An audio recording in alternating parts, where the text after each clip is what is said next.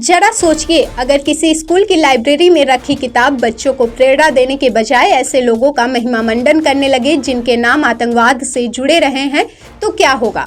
सवाल सिर्फ एक किताब का नहीं है, सवाल उस सोच का है जो अगली पीढ़ी तक पहुंच सकती है। और इसी वजह से जम्मू कश्मीर से सामने आया ये मामला पूरे देश में चर्चा का विषय बना हुआ है।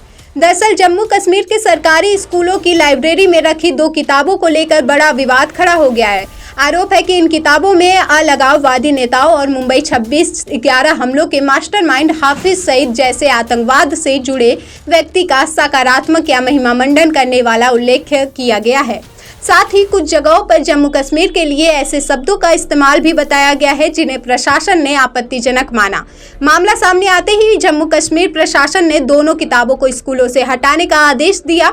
8 शिक्षा विभाग के अधिकारियों को निलंबित किया, एक संविदा कर्मचारी की सेवा समाप्त की और दोनों प्रकाशकों के खिलाफ UAPA समेत अन्य धाराओं में FIR दर्ज कर दी।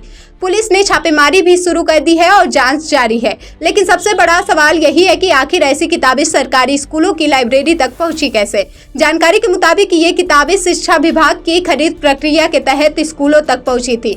अब जांच इस बात की हो रही है कि चयन और अनुमोदन की प्रक्रिया में चूक कहां हुई और इसकी जिम्मेदारी किसकी है। अब यहाँ एक बात और समझना जरूरी है, ये पहला मौका नहीं है जब किसी किताब को लेकर देश में विवाद हुआ हो। इससे पहले भी अलग अलग समय पर कई स्कूली किताबों को लेकर इतिहास, राजनीतिक संदर्भ, धार्मिक उल्लेख या वैचारिक सामग्री पर बहस होती रही है।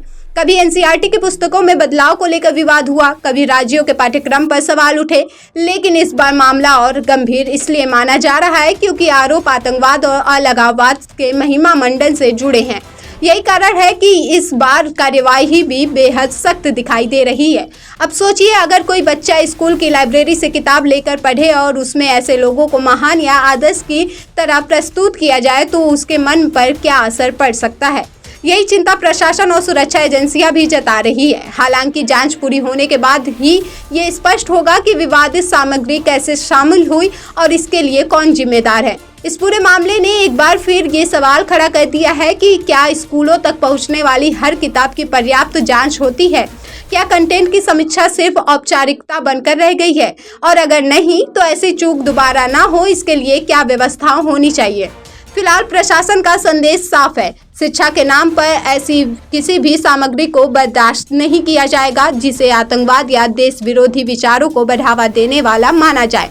जांच जारी है, छापेमारी जारी है और आने वाले दिनों में इस मामले में और बड़े खुलासे हो सकते हैं। अब देखना होगा कि जांच की सुई आखिर किस पर जाकर रुकती है और इस पूरे प्रकरण की अंतिम जिम्मेदारी किसके सिर तय होती है।